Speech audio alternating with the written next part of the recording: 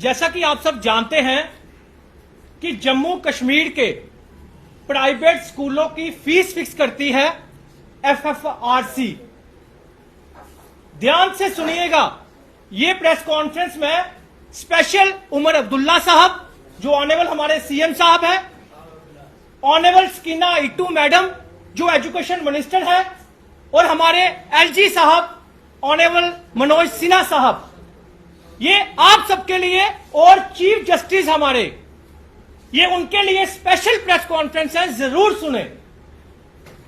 Private स्कूलों की जो फीस फिक्स करते हैं एफएफआरसी कमेटी, ये उनके ऊपर बहुत से एलिगेशन लास्ट 3 सालों से लगते आए, लेकिन जम्मू कश्मीर के पेरेंट्स के लिए खुशखबरी है कि हमारे जो फीस फिक्स करते थे उनके चेयरमैन सुनील हाली साहब, उनका टेन्योर खत्म हो चुका है। मैं शुक्रिया अदा करता हूं परमात्मा का कि जम्मू कश्मीर के पेरेंट्स को लुटवाने का जो लाइसेंस प्राइवेट स्कूलों को दिया गया था वो एफएफआरसी के द्वारा दिया गया था। स्कीना इट्टू मैडम को भी मिसगाइड किया जाता है, उमर साहब को भी मिसगाइड किया जाता है, एलजी साहब को भी मिसगाइड किया जाता है, और अब उनकी फाइल जो है वो एक्सटेंड होने के लिए लग गई है।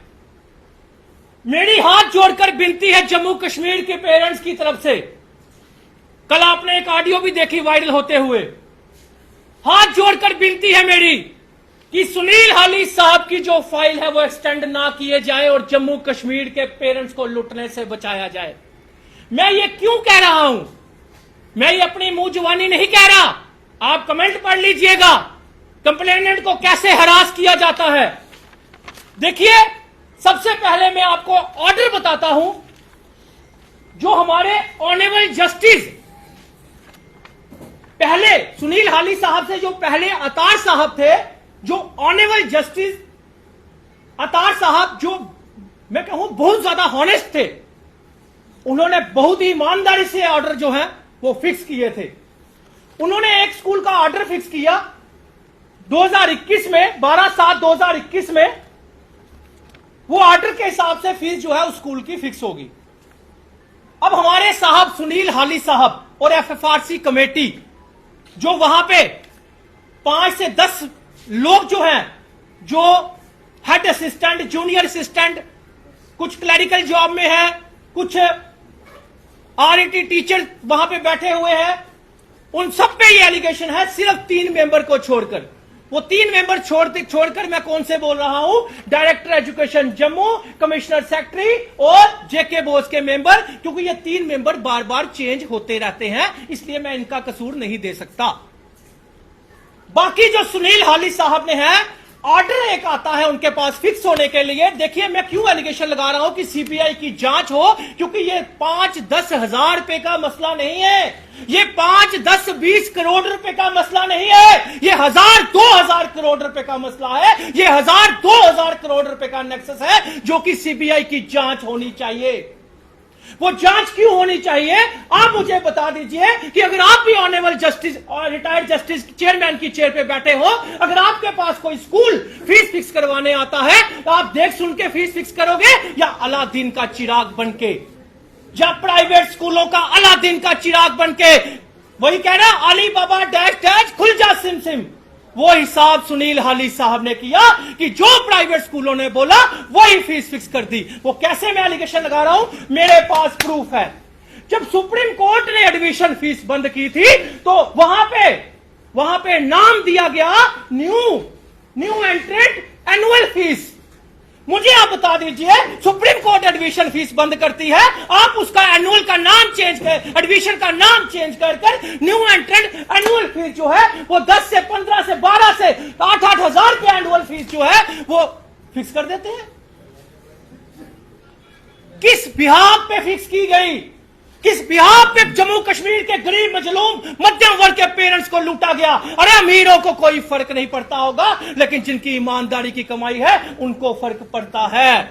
मुझे फोन आते हैं, कोई एसएचओ की चेयर पे बैठे हैं, कोई केएस की चेयर पे बैठे हैं, उनके बच्चे भी पढ़ते हैं, उनको भी तकलीफ होती है, उनको भी प्रॉब्लम होती है कि भाई साहब ऐसी इतनी फीस कैसे फिक्स हो जाती है।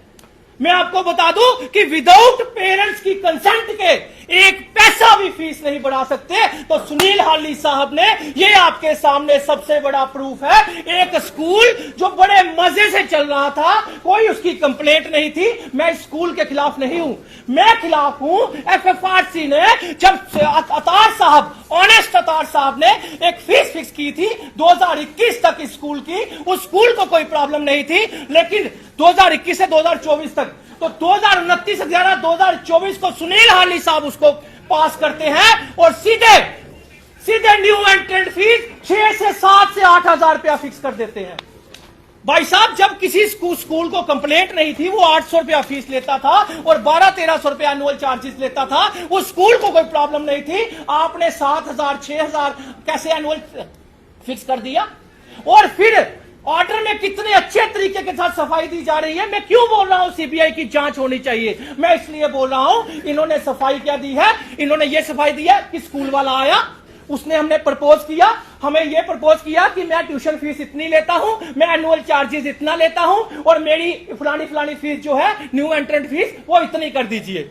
साहब ने ऊपर लिख दिया कि मेरे दूसरे स्कूल वाले ने मुझे प्रपोज किया और अंडर टेबल एफएफआरसी ने डील की और पुराना ऑर्डर नहीं देखा एफएफआरसी का कि उसकी पुरानी फीस कितनी थी।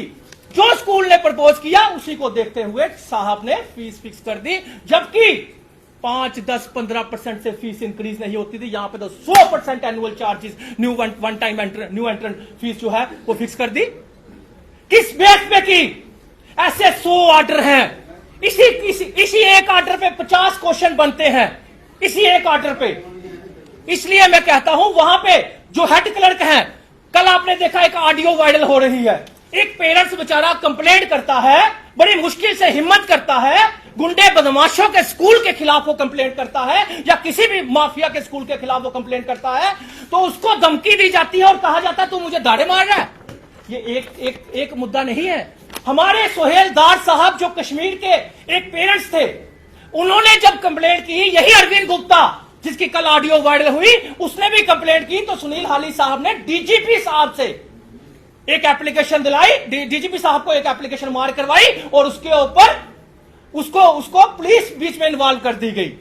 ना डीजीपी साहब का कसूर है, ना किसी पुलिस का कसूर है। कसूर किसका है कि सुनील हाली साहब ने abuse of power, abuse of chair का इस्तेमाल करके पेरेंट्स को इस तरह हैरास किया जाता है। वहीं सुनील दार साहब ने प्रेसिडेंट ऑफ इंडिया को यह बात लिखी थी कि सुनील हाली साहब और एफएफआरसी के मेंबरों की जांच हो, सीबीआई की जांच हो।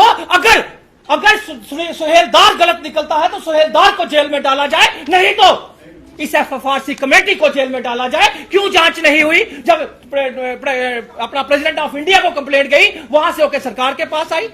सरकार के ऊपर भी आरोप लगाए जा रहे हैं, सरकार के ऊपर भी झूठे। हमें विश्वास है कि सरकार इन्वॉल्व नहीं है एफएफआरसी कमेटी के साथ।